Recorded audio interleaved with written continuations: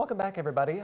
Austin is often ranked as one of the healthiest cities in the country, at least according to WalletHub. But doctors say being healthy on the outside does not always tell the full story.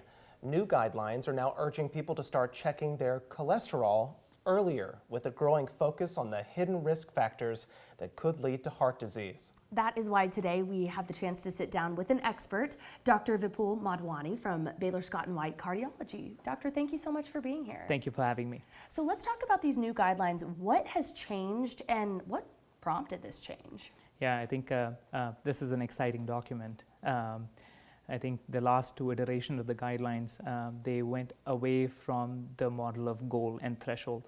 And when I have a conversation with my patients regarding what are we going to titrate to, we always talk about goals and thresholds.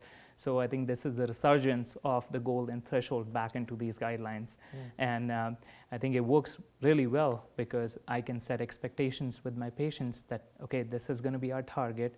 And once they achieve those targets, that is a very strong positive reinforcer. So it motivates them to be more active and at least maintain where they are. So I think I can have a clear goal set up with my patient, which works really well. Perhaps making it easier to communicate where we should target. Absolutely. Okay, so why is cholesterol exactly such an important health measure? Now, I think we know heart disease is still the #1 cause of mortality in the United States. I think more than 900,000 people died based on the 2023 data from cardiovascular disease. And that is still one of the most preventable disease. And cholesterol management plays an essential role in that. And the lower we get, the better it is. And as the technology is advancing, so is our capability in identifying patients earlier. We have started using a new score that is called a PREVENT score, that is preventing risk of cardiovascular events, that takes into consideration not only the 10-year risk, but a 30-year risk.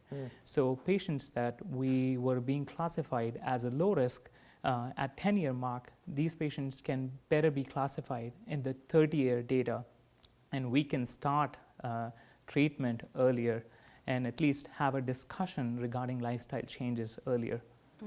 There's also some pretty overt discussion in the updates about screening earlier from your 40s down to your 30s. So talk about age. What age should people start to be thinking about this? So I think the guidelines went into a lot of depth with that.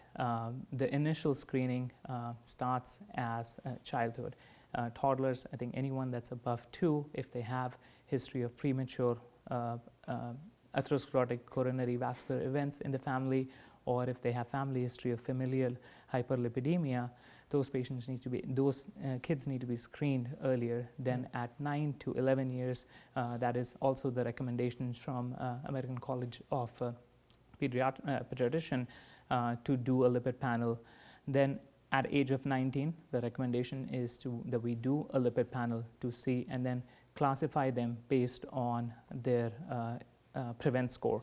And then from then, every 5 years, so that we can identify high-risk individuals and prevent development of coronary artery disease.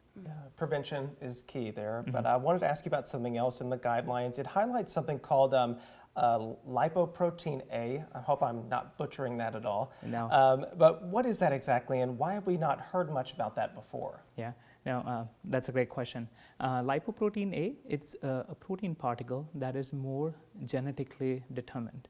So that is an independent risk factor for cardiovascular disease. If your level is above 50 milligrams per deciliter, that is a 1.4-fold higher risk of cardiovascular events. If the level is above 100, then that's a 2-fold higher risk.